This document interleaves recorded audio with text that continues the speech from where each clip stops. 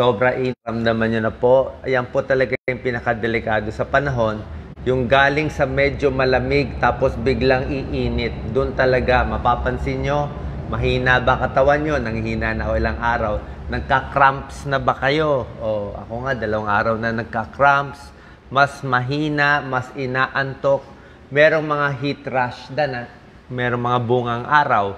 Heat cramps sa binti, naninigas kasi dehydrated.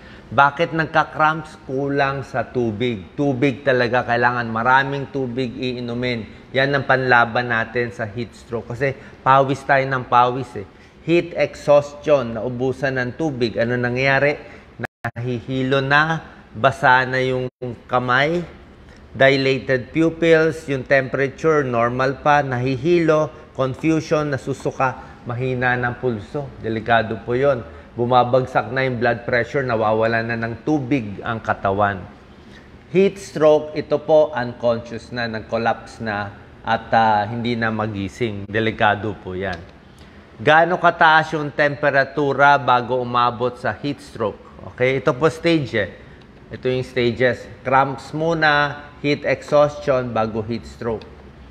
Pag ang temperature 32 to 38 degrees, yan o, umaabot tayo ng 36 degrees ngayon. So, pwede ka na ma-sunstroke, pwede ka na mag-cramps, pwede ka na mag-exhaustion. Lalo na pag nasa labas ng bahay. Diba? Kaya hanapin natin, kahit senior, kahit bata, pwede ma-heat stroke. Hanapin yung pinakamalamig na kwarto, lagyan ng shade, inom ng maraming tubig, pwede pa malamig na tubig. Okay, pag tumaas na lampas 38 degrees, yan, pwede na ma-heat stroke. Pag mas mataas pa, immediate heat stroke, delikado. Meron pa nga mga heat wave eh. Ang heat wave, 3 araw na tuloy-tuloy mataas yung temperature na hindi bumababa.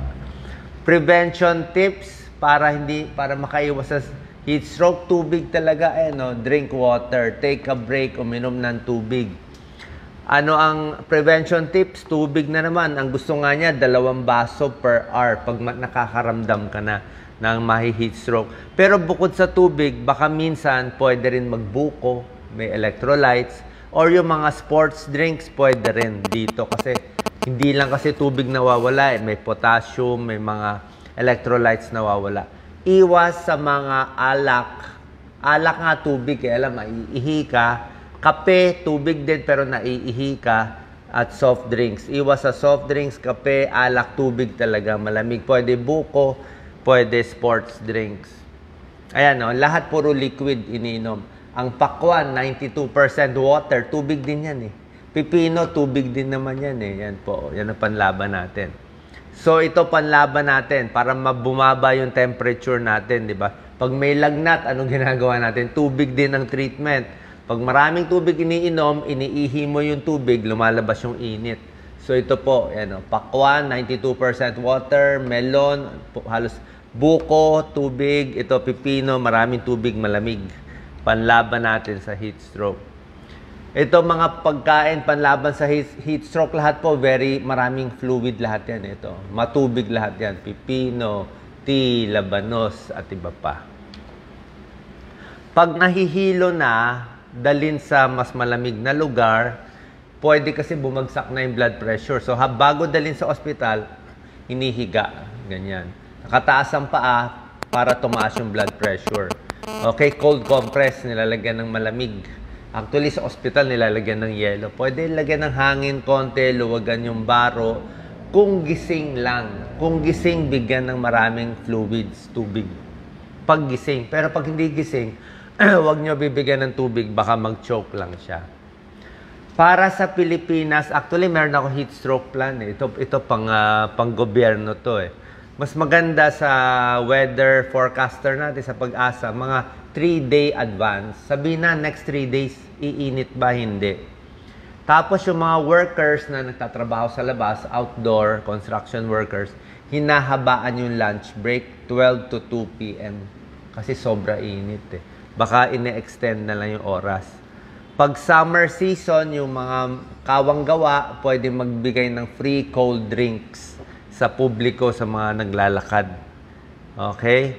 Tapos, pag umiinit ang panahon, kailangan tutulungan natin yung mga mag-isa sa bahay, senior, mga bata, mga babies.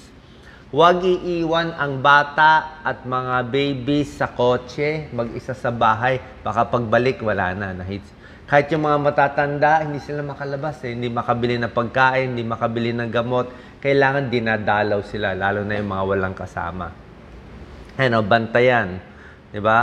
Pag kung may fire drill, wag muna habang mainit. Baka himatayin yung mga bata. Visit the sick at yung walang kasama. Stay in cool areas, 'di ba? Pati yung bintana medyo didiliman.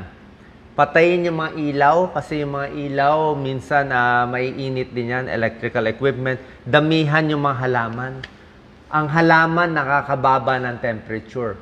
Pag meron kayong mga puno sa bahay, let's say may puno, nasa ilalim ka ng puno, 1 degree lower. Grow trees and leafy plants.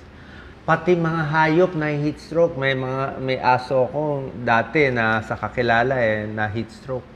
Aso, pusa, pwede mamatay sa heat stroke. Huwag papabayaan sa labas ng bahay. Nahihilo. Pareho din ang symptoms ng heat stroke sa bata. Sa aso. Heat stroke. Rapid panting, weakness, bright red tongue, diarrhea, vomiting, sticky saliva. Anong gagawin? Bigyan sila ng bowl ng tubig, lagay sa cool area, huwag nakatapat sa araw. So, yan po. So, dadalhin din. So, oras na may tao na heat stroke, lalo na kung nahihilo na siya, dadalhin natin sa ospital, lalagyan ng swero para ma-rehydrate ulit. Sana po nakatulong tong video. Ingat po tayo lagi. Salamat po.